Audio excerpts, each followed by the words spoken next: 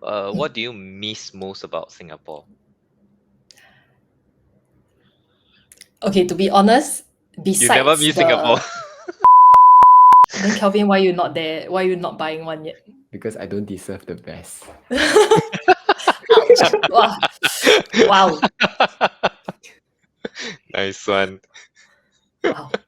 Nobody expected that. Okay, welcome back to another episode of the Backholder Pod. So I think a long-awaited guest. So for regular viewers, you guys are probably tired of just the four of us talking. So today we have a special guest on. She's actually Demi.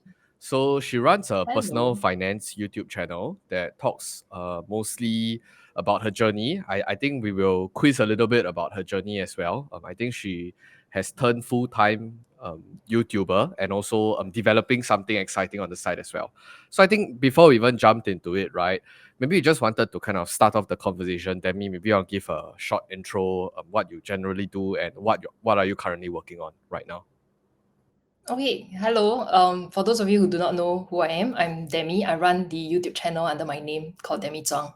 I started my journey about 2 years ago, and I documenting my finances online transparently with figures shared. So I hope that it will be relatable to people our age, or even people who are older wanting to kickstart their own personal finance journey. So thereafter, I left my job in a way that I wanted to bring my mom to travel overseas, and slowly one led to another, and here I am doing YouTube full time. But on the side, I'm also working on something else, which we'll share a little bit more later on. And yeah, so this is me. Wait, so you are doing YouTube full-time now? Juggling with something on the side. So I mean, YouTube is my main source of income coming in right now, but I don't want it to be just the only one. So I'm trying to dabble into something else as well. All right, I was going Yeah. to comment that you're not posting that often. Okay, you're Yes, talking about I in am. terms of income. Lah. Yeah, in terms of income. Yes. Okay. Okay, shall I start my questions? Yeah, sure. Actually, most of the question is from me. Oh, Yeah. okay. So I was just looking at your channel, right? Because Mm. I don't know when YouTube started promoting your channel to me. I think quite early last year lah, somewhere around there. So I was just watching some of your videos. I realized that you started side hustles pretty early in life lah, comparatively. Because for me, I only started work like when I was like 26. So Okay. I think you started, selling stuff, doing blogs or something. I can't remember what was the first thing that you did, but you Mm. started super early. That's my impression.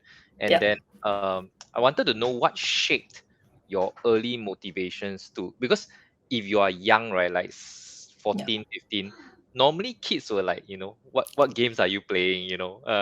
What what That's uh true. Yeah. what K-pop bands are you following? Like they won't think of like, what's your hustle? What's your hustle now? What do you want to sell? Okay. Yeah. Right? Yeah. Yeah. Okay. Okay. So after O levels, I got my first part-time contract job at UOB. So I think I was surrounded by friends who were going into the same direction as well. They were wanting to get part-time jobs to earn an extra income. So I mean, I was playing games with my brother, yes, when I was younger and everything, but I slowly lost interest in that. And to think of the idea of having to earn extra pocket money here and there to be able to spend it however I wish to was what motivated me to continue working part-time. So after O levels, contract part-time was the first job. Then thereafter, I moved to working at a cafe as a waitress, and I was also working in a kitchen. So pockets of money started flowing in, and then it's an addiction, I guess. Like all of that. Yeah. Then at 18, my dad actually taught me to buy into bonds. So that was what piqued my interest in how, like, you can invest a certain amount, save up that certain amount, and then gain a certain percentage return every 6 months. So, but it wasn't enough to get me started to invest into the stock market, because back then, I don't know if you all remember, buying into shares in the Singapore market was one lot of shares, which was like 1,000. And then per trade, it was like $25. So my first broker I opened with was Maybank Kim Eng, but I've never dabbled into stocks. Then the only way I thought would be able to earn me more income is to just work. then I stumbled into Instax photo printer from a wholesaler. So this was something that coincidentally came into my line of sight because I was searching for those printers to actually use on my own. Then I realized that actually, they are selling quite cheap. And I thought, Carousel was something up and coming back then, and I just sold it there, and that became a side hustle business in a way. Yeah, and ever since then, I never stopped working part time. So Okay. can I kind of like ask, right? Does your dad specifically only buy bonds, or does he also construct his own portfolio, or he just buy ETF? Like, what's his He construct methodology? his own portfolio as well. So my parents are those kind who last time, you need to call into the broker to get them to help you buy and sell shares. So I see them doing that on a daily basis. He up to today he still buys and sell share, but not as active anymore. So that was what I grew up with. Yeah. But that didn't infiltrate to you, lah. Like your mindset. He didn't taught you about the stock market or buying into No, companies. never. Okay. Only bonds. Then thereafter, I just thought bonds was the only way to go up until when it piqued my interest to dabble into investing into like ETFs, index funds, etc. Then I started. Eric, got any follow up? I got one. Sorry. Oh, okay. Kelvin, go lah. Oh, okay. So for Demi, you started working quite young, Yeah. till now. Is it like? But do you have like any other hobbies like in life other than just to earn money? Other hobbies in life. That's a very loaded question, Kevin. Wow. No, because like for Advanced me, right, fired. I started working quite young too, as a waiter. Maybe I Yep. was forced to. Yeah, but anyway. Mm. But after that, after working, I'm like, oh yeah, I don't like working. Like it's only recently I have to work because I have to, right? Because I got kid, I can't not work. But for you, you don't have much responsibility. Yeah. So like, Yeah. what's driving all this? Like, why do you like working so much? My guilty pleasure last time was to spend on food. So I really love dining at restaurants, good food, and I don't mind spending my money in those areas. And to the friends who cannot afford, I don't mind treating them as well. So that was one motivation. Another is I enjoy traveling a lot. So when I was in my diploma days, I think 18 years old, every year ever since then, I've traveled to Bangkok until COVID hit. Then Taiwan and all those are from my own like pocket money, working part time. So those then were the motivations. I wasn't all savvy, saving up towards investing, etc. It wasn't like all like I'm not a role model in that way. I still spend my money in the younger days also. Only when I started getting older, then I realized that we need to save towards our future, working, building towards bigger goals in life. Yeah. So I do have things that I do want to spend on also. So, would you consider yourself a foodie? Uh, Last time, yes. Now, no. Now I eat to live. That's the term, right? I Eat to think I live. kind of lost interest In, in that. lost Yeah. interest in food. Like I wouldn't actively go and hunt cafes to go and spend because I realize it's getting really expensive. Last time you go to a cafe, a dish, right, can cost like $13, $12. Hmm. Now every single dish at a cafe is like $20, $30. It's insane to me. So now I've transitioned into a phase where food is not everything, but I do want to eventually reach a phase where I do not have to worry about the price tagged to a menu. So that's the goal or like the mini game that I have with myself, like to reach a point where mentally, psychology, like you don't have to really think about it, lah. Just enjoy. Yeah. Is there a price like at what amount of money food isn't an issue anymore? I mean, right I now don't. food is already an issue. I mean, at No, what point I will think you you. start looking at the prices on the menu? At what point? I don't think I have an answer to that. Like you, in terms of a net worth amount, Yeah, in terms of net worth. I don't have that tag to a number. It's just you reach to a point where things are comfortable. Like example, maybe in the future when I get a house, or like I don't have any more impending obligations that I feel is bigger than spending on this kind of small things on a daily basis. Yeah. No, I thought Kelvin's question was like not so much of the net worth. I thought he was asking like what kind of food at what price like if you walk into a McDonald's, right, would you be looking at the price of the burger, those kind of Oh things? no lah, I mean like going to a restaurant to dine. Like back in those days when I would do that. Like now to me, if you tell me to go to I don't know what's a good restaurant these days. Um Ding Tai like a Fung. meal. Okay, Din Tai Fung is still like okay, Okay right? only I would. Uh, It's a foodie leh, Eric. wow. You don't Wow. insult leh. Okay. Ask Chiking. Chiking Because Din go Tai Fung very is good. atas. I mean, it's good. It's good. I feel Is it I don't think it's good. Okay really? lor. I think it's My overhyped. family goes to Din Tai Fung quite often. Like So for It's like our family McDonald's lunches for on the rich weekend. people lah. sorry, I'm speaking as a ex-Malaysian. Okay. Okay. Gone. So you say lah, which one is good? Malaysian food lah. Don't so Cannot be generic lah. And name one restaurant. Any hawker food that is cooked by Malaysian lah. Hey, on that topic, I recently visited JB. If y'all got go, right, got this place called D Cafe. It's damn good. But the prices are a bit higher, but it's damn good. Just side note. What Okay, kind of hi. food? It's like I think the roasty and the cauliflower, the don't know what cauliflower is damn good. Yes. Okay. You go to Malaysia, eat Western food lah. Judging. Oh my God. You try already, then you tell me whether nice or not. Chicken, for you those say that you went. say expensive is how much? The bill for 7 people was north of 300-400 ringgit.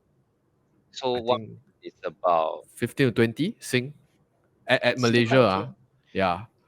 15 I mean, to you need to compare everything. okay. Yeah, but anyway, this is a side topic. Okay, anyway. I think just coming back. So I think Demi also talked about traveling, right? So I think there was one video series that you posted on your channel. You talked about living, or you actually stayed in Korea, Jeju for 6 months, I believe. Can you like walk us through like that thought process on why you wanted to go over there and like why? Okay.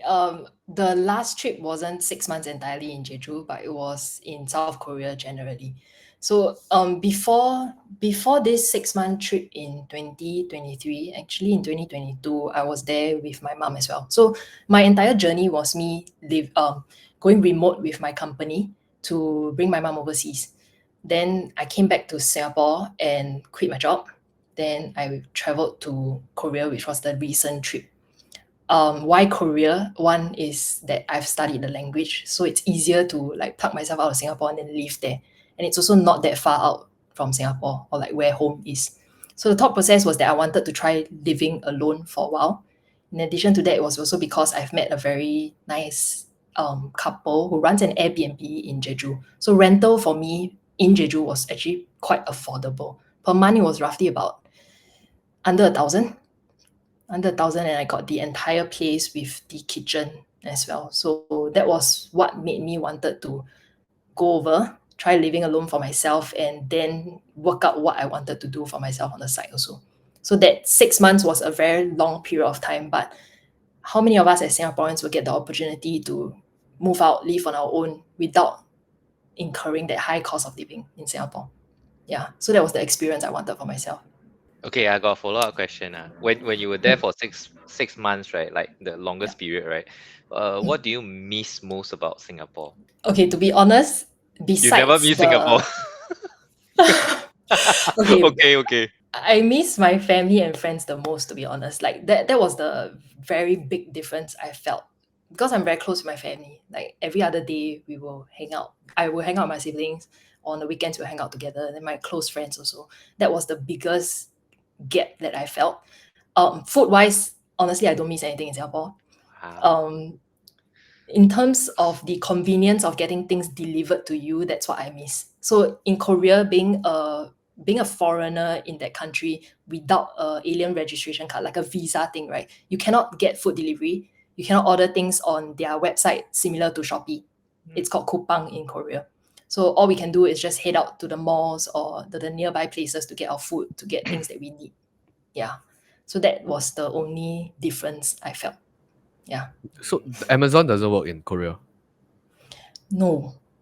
Anything you want to get delivered, you cannot do it without a local number. You cannot do it without a local alien registration card number. But how were you able to stay there for 6 months? I took a gap to Japan for 2 weeks. So our passport allows us to stay there for 3 months. Then I went to Japan for 2 weeks. Then I came back, so it reset the 3 months. Ooh, okay. It wasn't expensive flying to Japan also. I think it was like 100-ish. Okay, so I should ask my next question since I have a lot. Are you personally using CPF as a retirement tool? Because I don't think I ever heard you mention anything about it. I'm gonna get flamed by people. Right? At the moment, no. I'm only using it for tax deductions, to be honest. So I Mm, personally believe in focusing on growing income instead than keeping mm, expenses low, so that I mean at the end of the day your savings rate increases, then simultaneously you invest. So I think in that setup it will prepare me well enough for retirement. I don't want to have my amounts locked in to CPF until a very old age. So that is what I'm doing in terms of CPF as of right now.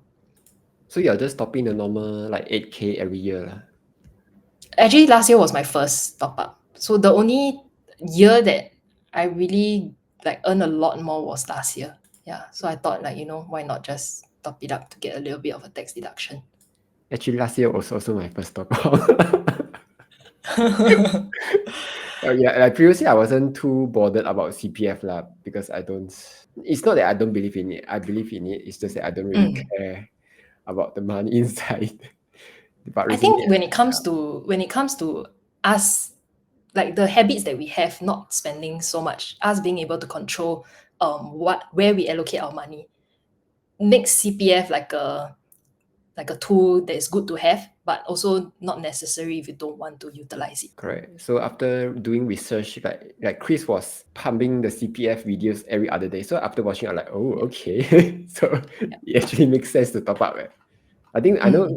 for Eric, he already hit the full retirement sum, right? Wow. yeah, I hit it like 2 years ago. Bunti also, he hit it at the same time I did. So Bunti is a lot more impressive because he is a lot younger than me. But how do you hit What? it? Because it's still quite early, based on my calculation, right? A normal person I would only hit it near 50s there. I'm So pretty near there though, not but really, right? Is it a right okay, time to ask how old are you now? okay, but because it's still ongoing, I can still insert in some questions. Okay. You guess you guess If you say you're close to 40, 45? Wow, bingo leh, so clever. Oh, wow. Okay, but you don't look 45. Yeah, Really? yeah, I look 25, is it? Not so young. Chicken So. is like cannot take it. Chicken want vomit already. Okay lah, okay, never mind. 35 also okay. So Eric, so you were topping out Yeah. furiously into your CPF lah, not more I than the 8K. I think I started topping up like previously was 7K, is it? The Yes, max 7K. 7K. I think I started topping up 7K when I was like 37. But the number doesn't make sense. Why leh? Are you 7K? Let's say you for 8 years, this is 7, 8, 54K, 50 something. So you wouldn't reach 100 over K in your CPF, right? Before that I've been working my 20 over years you think 假的 Like I worked from 26 Okay lah, can. Yeah, so Do all you those elect years, the OA transfer to SA thing? no, never. So it's I purely I from working and contribution. yeah, I watched Okay. Eric Chu. He said that is very Huat Kui. no, he say It's a don't do very, this kind of yeah. thing. Yeah. Because the OA is very flexible. You can use it to buy property. But once you transfer the thing, right, forever it's locked in SA. And then now you know SA, right? They shut it down after your RA. Then all the plans that we have, like SA forever compounding until you are like 85, not gonna work.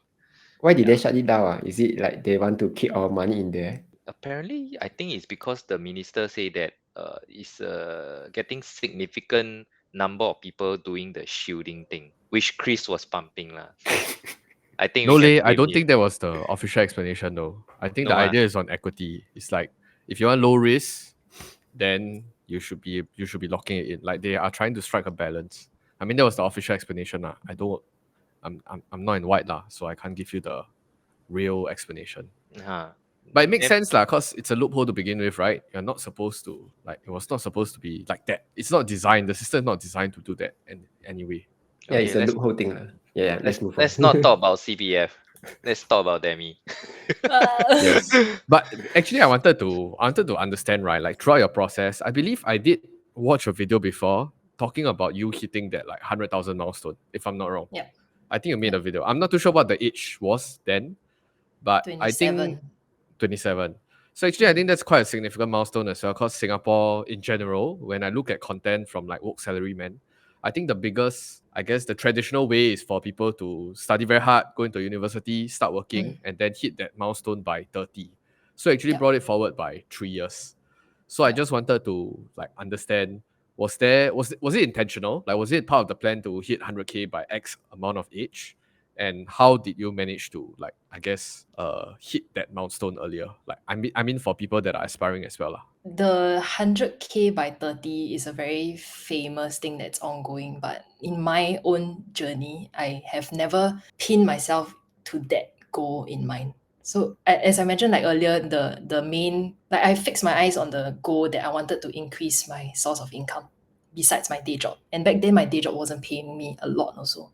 So I know how difficult it can be to save up every single month, and then 100K by 30 is really an enormous amount. So instead of focusing on using just my day job, I wanted to see what I can do on the side to bring in more income so that it can grow that pot. Yeah. So YouTube was something that I started with the intention of monetizing it for sure. But documenting personal finance was something that I stumbled into. I think I shared on the channel before that I documented vlogs on the channel. But at the start, I enjoyed watching them, other YouTubers documenting their lives, etc. But when I do it for myself, it was so tiring. Churning out one video a week was challenging. So then I decided that, since I'm about to go on the aggressive savings journey to save up that pot of money to be able to travel overseas with my mom, I decided to document it online. And then that's when I realized, actually, personal finance is something that I don't mind sharing online, and it can maybe help someone else also. Yeah. So that's how it started. And gradually, as it grew, then the source of income came in from YouTube. But it didn't start until like January 2023. So I had the entire year to boost my income up. But I've relied a lot on savings also. So I mean, having worked so many part-time jobs and everything, and I saved a lot in the past, that's how I reached that 100,000 by 27. But I've never had that goal in mind that I needed to reach 100,000 by 30. Yeah. Actually, quite interesting. You talk about sharing very transparently, right? About your own finances, your out, inflow, outflow, and stuff. Yeah. I think I'm even more transparent than Kelvin, if I'm not wrong. Do you not have like any form of skepticism, especially like I think Singaporeans, right? A lot of people are very scared. They scared that I tell people 100K by 27, later people can ask money lah, or like people, I don't know, when you were still in your job, but then your colleagues will be I don't know. Like, was there no consideration? Was there how do you understand this whole dynamics? One thing for sure, I knew that when I first started my journey, sharing numbers online was something I was worried about. But then I asked myself, the gap that I realized is that when I want to learn from other people in the finance space, one thing lacking was the transparency. Like, for example, now people share how much passive income they bring in. Like the interest rates are very high right now, right? But they don't share the exact amount that they put in. So I felt that was like, you want to work your way back, it also takes a bit of effort. So instead of like putting more friction to others on their journey of learning personal finance, I decided to just share it. And especially I think being in Singapore is one thing that helped me be more confident. One, being a safe country, I won't get like shot down walking down the streets or something like that. So I think that really helped me to put myself out here to share. To share the entire 100,000 by 27, really, it didn't come across my mind whether to share or not. But because at that point of time, I was already sharing money diaries on the channel very transparently. So when I first started, like, then an income of $3,000, take home maybe $2,700, $2,600. How I documented that journey, it followed through up to today also. Just wait, just a side question. This one I asked already, then I opened already. So then riding on that point, right? I'm quite interested to know, right? I'm not too sure whether you're attached or not attached, but would it be a consideration if your future or your current partner is a follower of yours and comes in with worrying mindset, or someone that has different motives? Does that make sense? I did ask myself that question also, because okay, I don't plan to have kids. That's one thing I know for sure. I mean, okay, but I don't put a closed door to that first, because at the end of the day, I don't know who I'll meet down the road. So I'm not attached. So I'm single, but not with the intention of wanting to like actively look out for a partner also. So it did cross my mind, like, what if I put myself out there and people, because of my finances, come and approach me? So there's that doubt, that fear down the road also. But I really don't know how things will pan out. If someone comes along, then great. But if not, I'm happy being alone also. Like, a lot of people ask me when I travel alone and I live by myself, am I not lonely? I think I found I'm at a place where I'm happy with how life is right now. If someone else comes along and joins me on this journey, then great. It'll be great to have a life partner, definitely. I'll just see how things pans out. But I definitely would take more precaution in terms of, because I'm sharing my finances so transparently. Do you Yeah. hope that the person to be a follower of yours? Hope, no. I mean, like, okay, if eventually I meet someone who is my follower, then I mean, we eventually pair well and things goes great, then great. But I wouldn't say like I definitely it has to be one of my followers, that kind. Yeah. Okay, right. Sorry, Kelvin. Yeah. So thinking just now you asked that question about the follower thing, it reminded me of our other guest which came along. You also asked, like, do you want your future boyfriend to be your future boyfriend / girlfriend to be your follower? Then the answer was yes, because like I want him or her to know me better. But for Demi, it's a bit different. She wants people to see her from their own perspective. I mean, the guy's own perspective, rather than become a fan of Demi in the first place. I mean, like, when you see people online, I think even, I mean, whoever that might be watching this, you see a side of me. You don't see who I actually am in real life also. I mean, some of my vlogs, you might see a snippet of it, but you wouldn't get to know the entire me just by watching my videos, I would say. Anyone out there also, like, you watch people's vlog, it might not be who they are in real life also. It might just be a facade. So it's always great that you get to meet people in real life, spend time together, and then if your values align, then great. So I mean, I just want to ask a question. Yeah. Because I read your website, right? Are you like a certified FA already? Yes, just before I went for New York. Oh, okay. Because Yes. I read from the website again. It says Yeah. that you were meeting people to I can't remember what were you saying on the website, but uh the extent is like you were giving them some advice. So I was just Mm, wondering, mm, so you are giving them advice for free, like mm. not being their agent or something. Yes. Yeah. So, okay, let me just expand a little bit more on this. So, I think when I started my entire YouTube journey, Kelvin would know that I also offered one-to-one free calls to people, helping them in terms of their credit cards, savings, emergency funds, etc. Then I think that led to the idea of enjoying actually meeting people one-on-one to help them with their personal finances. So financial advisory has been something I wanted to try out ever since my university days. But the idea of having my income being tagged to like how much sales I have to put through was something that I was very uncomfortable with. So I didn't go into that line. I went to a normal corporate job, get a monthly income. And, I think now was the right time because, one, my income wouldn't be reliant on being a financial advisor. Number two is to also help people with the gap that I was facing for myself. So when I first graduated, I mean, anyone who graduated, they would probably want to get their insurance coverage, but who to go to, how to know what information is accurate. To be honest, back then I was clueless also. There was so much information available online that people who might be certified or may not be are sharing online, and we don't know what is true. There's just too much information. So the way around this, I thought for myself, was to just go into the industry, study it, so that I can actually provide credible information on my YouTube channel. So the main intention is to be able to educate people on the thought process behind how they can actually search for insurance to protect themselves, but also keep an eye out on who you are talking to. Because, I mean, after going through my whole spine injury, right, I see the value in having a financial advisor, like an agent that goes through life together with you. Mm. Pose to yourself a scenario that if, let's say, one day down the road, I get diagnosed with cancer, the doctor told me I got cancer. Then if I settle my own insurance, I have to, at the back of my mind, think, oh, how I need to settle my claims, etc. But if you have an advisor that walks through the journey with you, you can just drop in a text. So I see the value in that way because that was what happened for my spine injury. knowing that I can actually ask someone who has at the back of their hands the details on what can and cannot be done with whatever policies that I have was great.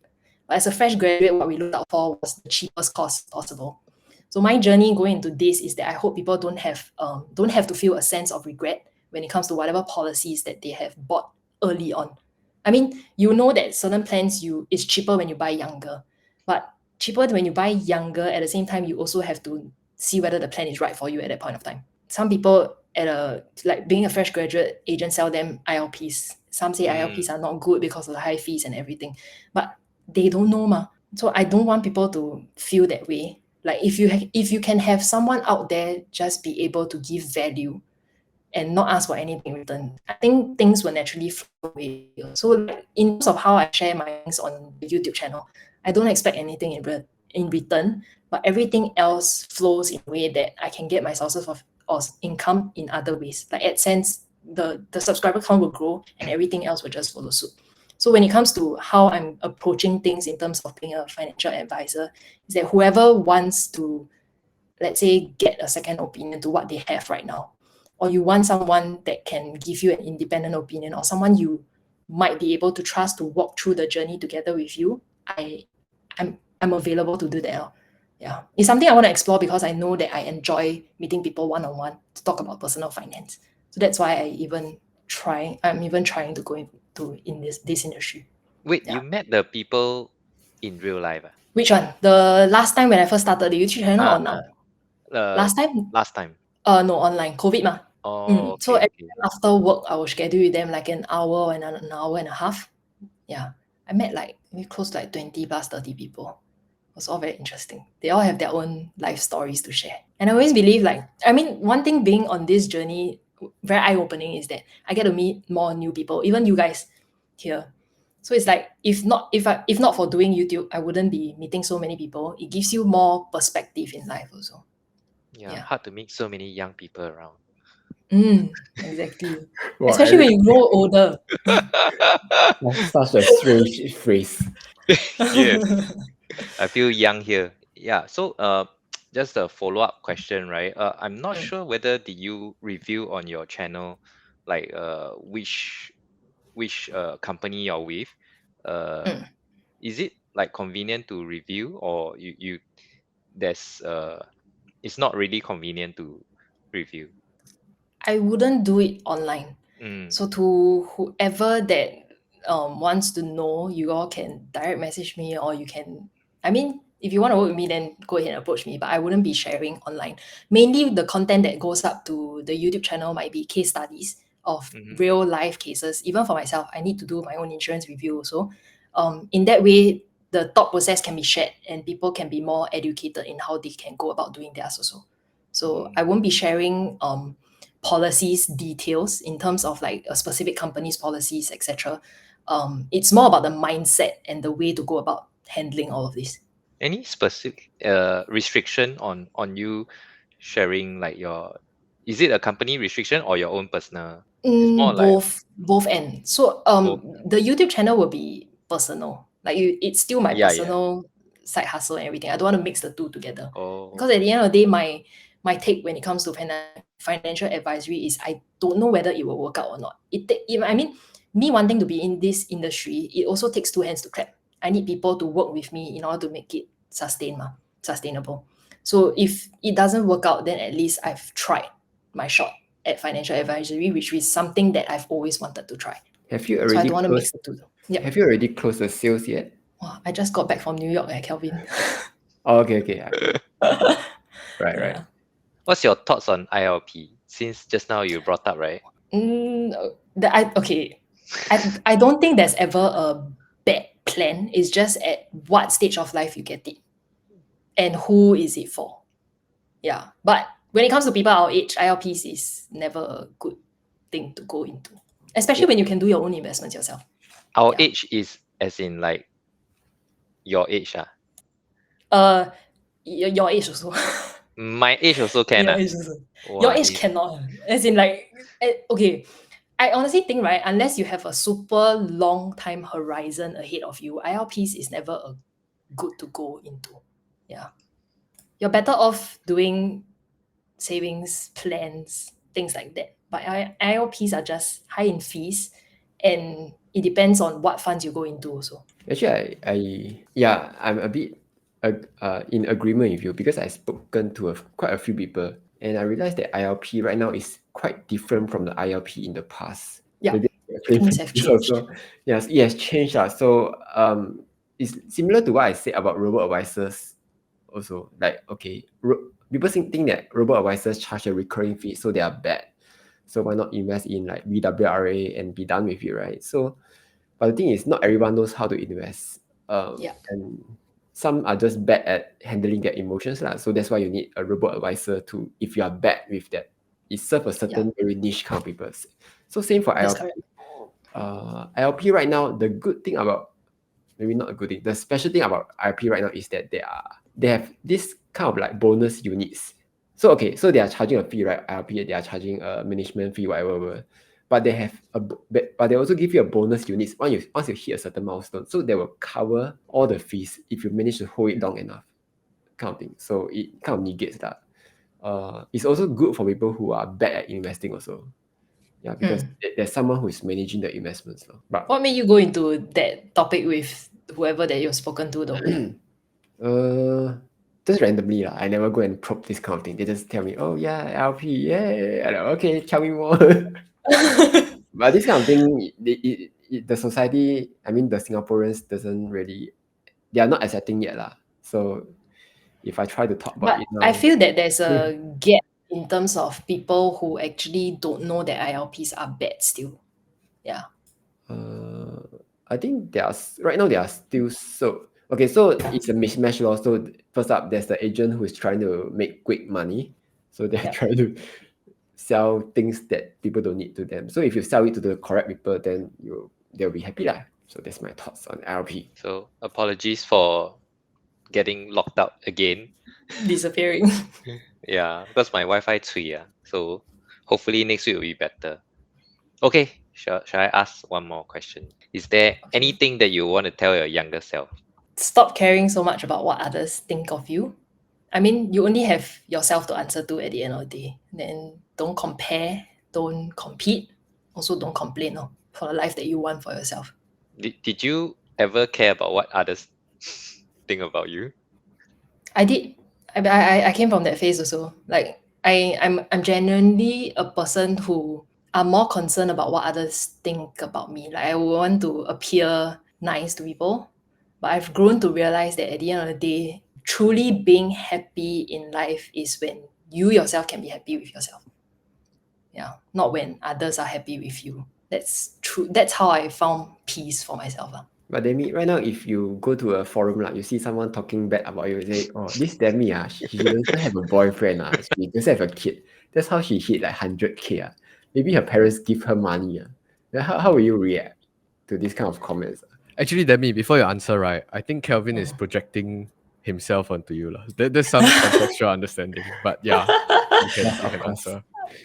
Okay, to share a real example, right? When I talked about a topic about financial independence before, or financial freedom in a way, I've received quite a bit of a bad comment in a way, but I've also learned that, we all go through things as YouTubers or like people who share online. At the end of the day, it's how you come out of it as quickly as possible. It took me a while. That was the first real hit for me. Then I thought to myself, like, everybody has their own perspective. I cannot control who or how you think of me. At the end of the day, I know my conscience is clear. My values are aligned with what I want to do, and people will eventually see. So I cannot control any of that. Why not? What I can control is how I act and the way I do things. On the topic of not having kids, I really salute you, Kelvin. Why? I cannot imagine. I mean, okay, the reason why I didn't wanted to have kids is I realized there's the very big responsibility on my shoulder where how that human being grows up to be is dependent on how I teach them in a way. It's too much for me to bear. Like I have Okay, my niece now, I enjoy playing with her and everything, but that's about it. but if you think about it, it's actually quite similar. Okay, so for Chicken, I think he doesn't want to have a kid also, right? Is for Chicken, what's your concern for not wanting to have. Actually, no, leh. I do think that it's a decision to be made later. So I think for now, it's just that the consensus is my partner doesn't want to have kids. I am neutral about it, but I'm actually inclined to having one to one. But I'm okay, or you want or don't want, to me, no problem. That's my stance now. Like, I mean, so now I'm 25, turning 26. I don't make a decision now, because at the end of the day, you still need to get a house first, and then Yep. you need to get married, blah blah blah. So all those things come precedence before having kids. Not necessary, ma. That's a life decision that you want to make, right? I mean, I'm just laying it out that this is the traditional framework of executing, right? So if we go down that logic, you go through that process first, then you have the conversation again. So that's my circumstances now, lah.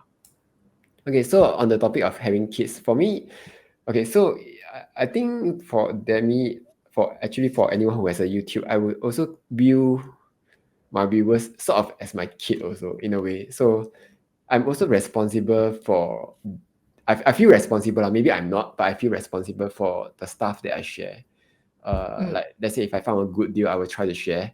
Then when like for example, the crypto stuff that I've shared in the past, I feel quite bad when people lose money. People say, oh, this Kelvin took sponsorship money. He's he's evil. But when shit happens at the time, I felt quite depressed, like, oh, how can I do this kind of thing? Because I could have done better, like that kind of thing. So it's I think it's the same kind of thinking for my kid also. Like when my kid fell off the bed several times in a row. Not every day lah, every few months lah.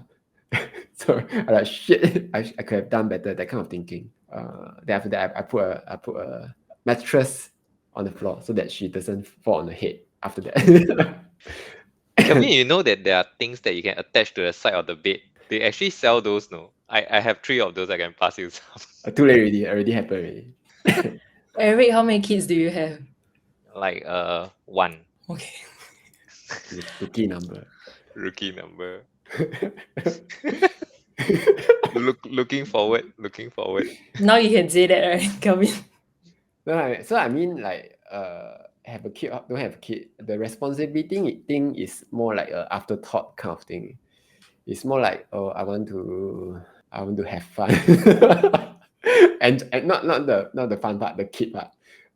I want to have a kid. So then the rest, like, oh yeah, maybe I should try to be a better father. I think everything comes at the afterthought lah. There's not much planning going into it also. I don't know about Eric. You're the more experienced father, right? Me? No lah. I always wanted a kid. I'm quite Oh. different from Demi and Chiking in that sense. I always wanted a kid. No, but how do Wow. you make sure that you're giving the best lah?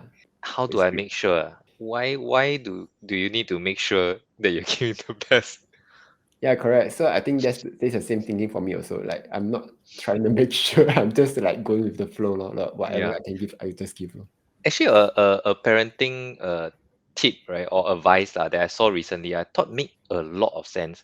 I saw on the TikTok, right, that there's some videos that say that they say your first kid, right, you are first time parenting a kid also. So you are learning how to parent a kid. So the firstborn, right, is always like the quote experiment. Mm. Like we don't know how to parent well, like you're our first one, and how I know. Then the second one, then they start to get more experience. I know how to handle tantrums and all that. Yeah. Then the third one, you start to spoil the the kid lah. Yeah. So the first one is always the one that always parents are overly strict somehow. Yeah. So that's the impression I get when I look at my eldest brother also. My parents were very strict with him. So I think that is a common thing. Kelvin, will you be strict with your eldest or not? Wow, I don't know, yeah. Because my kid is a girl, so got quite soft heart for girls. But my second kid is a guy. Oh, So I don't know when the age come. Right now my kid is a bit I don't know what is it called. She always say no to whatever I want to do lah. No. Yeah, shit. Like when we come back from school, then I say, okay, go put your shoe in the storeroom. Say, no. Then she start running away. I like, shit. Then I go and grab her. Put it in the storeroom. Go. She, no. You try something. You say, you go and put your shoe, then I give you ice cream. Oh, Oh. well, so when I pick her pick her back from school, in front of the school there's a playground. So she always want to play there. Then say, let's go back eat ice cream. I say, no. So sometimes I just have to wait for her until she's satisfied. And okay, let's go home. Then okay. Oh. She looks okay leh. She looked quite quiet the last time I saw her. This is a phase thing. So at a certain age, she'll start experimenting, like how to say no, exploring the boundaries. Rebellious. Yes, rebellious age. Okay, why you all start to talk about kids? Huh? I thought Demi not interested. I need to brainwash her. Brainwash me to have kids. One step at a time, I need to find my partner first. Okay. Intro. Kelvin intro. What, like I seldom go out. When I go out, it's either to meet my kids' teacher or to go downstairs to dabao fan only. I have a very limited social circle. Okay, I realized one thing is also I don't put myself out there as often as I should be. So that's how I limit myself in terms of like not being able to meet new people. I mean, not like intentionally. I'm more like I'm comfortable being at home. You're introvert lah. I am. I am. Chinese they call 宅女. Okay. Yeah, actually I also very introvert one. Super introvert. I don't meet people. I'm not like, I think Chicken goes out quite often. I think we are all introverts, most of us. Chicken, you're extrovert, right? No, I'm not. I'm also introvert, I think. Wow, Just- introvert. You sure not? Yeah lah, chicken. I just don't. saw you on the street interviewing people though. Go on newspaper leh. That's as in interviewing people is how does that link to whether you're introvert or extrovert? Yeah lah. If you're introvert, you're a real introvert, you tell your boss, screw you lah, I don't want to interview people. Yeah lah. If you go along that line of logic, but I do believe that actually, even a lot of the salespeople that I know, even like my friends, right? Introverts also can do well in sales, right? They can interview, they can approach people. What I think it's skill gap lah, rather than I think going back to the idea of voicing down to the idea of introvert versus extrovert, it's just your natural what you prefer to lah. Inclination lah. Yeah, but yeah, I also rather stay at home and just look at my computer screen. Yeah. But actually, if I can quickly, just a side note, right? If I can diagnose, right, I can kind of understand, or if I try to triangulate the different data points, right, it feels like Demi, I don't know whether I'm right. I'm not a trained or I don't have a degree in psychology, but how I look at it is, it feels you're a little bit more free spirited. That's why you don't like things being tied down. And if you have a kid, you're definitely tied for the next 20 years. So I guess that's just a trade-off in life lah. That you need to find somebody that is also comfortable with. Hey, 3 months, let's go. Then go. Then the kid, how to go? I mean that's just my perspective lah. Actually, can. That's true. That's true. The kid can go. You need to homeschool them. It's possible. Actually, I've seen other YouTubers talk about this also. Have kids, then travel around, then they homeschool. But like what Chicken said, I think, yeah, I'm rather free-spirited. Don't like to be tied down by things, I guess. Yeah. And it's also a little bit like, in a way, unconventional, right? Because you don't follow the prescription of like the Singapore dream, right? Go and get your whatever, get a stable job, climb the corporate ladder, get your 5 Cs or whatever they call it now. So yeah, it's just a bit, not everybody follows the framework, and you, based on my own set of data, you don't seem to fit that common criteria lah, and that's why you don't follow the norm, I guess. Not saying that you are weird or anything, but yeah, just saying that you are not the norm. I don't have big dreams to change the world or anything like that, like to fulfill a big corporate goal in my life. I think I'm contented having a simple life surrounded by people who matters to me. Do you have close friends who share your values and these things that you hold dear? I do have close friends who encourage what I do, like what I do on the side and everything. Like they've seen me go through different phases from being I've went through quite a bit of a season when I was younger also, and those were the people, my close friends, my siblings were really there for me, and they have seen me go through these seasons of my life. So they don't necessarily can do the same like what I do to give up everything and then pursue what I do right now, but they don't discourage or they won't say things behind my back, that kind. Yeah, they're all very encouraging about what I do. Proud of what I do also. Yeah. Hmm. But Yeah. can they ever understand though? They can't, right? Because they didn't go through that phase of putting yourself out there, getting reached out by sponsorship, looking at your income go like 5 digits, then suddenly drop to zero. That they Yeah. can't, that whole range of emotions, they can't appreciate it. So Yeah. how do you process it yourself though? Process it myself as in Like, as do you in, share with them your challenges, or like even talking about hate comments like what Kelvin said just now? How you process it yourself, or do you expound or express it to the rest? I tell my siblings. So most of the time things happen, I tell my siblings. Yeah, Okay. they give me perspective in life. They're all older than me, so I'm the youngest among us three.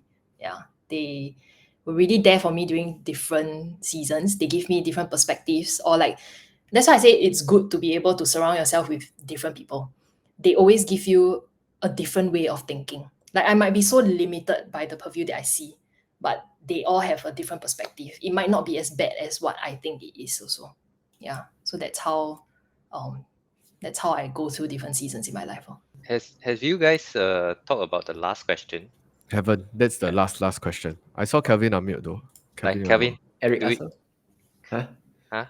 Okay, so for Demi right now, you're 26, I think. Yeah. 28. 28. Okay, that's cheeky. 28. No, she Right. achieved 100K at 26. She's not 28. All right. So, Yes. like by 40, do you have anything that you want to achieve? 40 is 12 more years. A lot can happen in 12 years. Okay. I don't have a big ideal goal in mind, but I want to still be able to be on this path, helping people with their personal finances, be it whether is it on a one-to-one basis or maybe down the road, 10 years later, we are still here online sharing on YouTube. I truly enjoy what I do now, and I want to continue being on this path for as long as possible. Personal life goal, maybe just my own house, a place I can call my own. Yeah, a safe space. That's about it. You Yeah. can buy now what? Buy now. Not Buy now, pay cannot. later. Yeah, cannot. Not yet. Okay, HDB. 35. Okay. Yeah. Buy condo lah. Why buy Yeah lah, HDB? condo. Everyone says condo is the best Yes. Then Kelvin, why you not there? Why you not buying one yet? because I don't deserve the best. Ouch. Wow. Wow. Nice one. Wow. Nobody expected that. Yeah, nobody expected that really. Yeah. Anything else? Kelvin, nothing? Nothing much. We'll close it. More question. Can close. Okay, can. So hope you guys enjoyed the discussion. We'll leave the links to all of Demi's socials and wherever you can follow her in the description box down below. And once again, thank Demi for coming on and talking to three uncles. But with that, Thank you. hope you guys enjoyed the discussion. Please remember to smash that cute little like button, and we'll see you guys in the next video. Goodbye. Bye. Bye.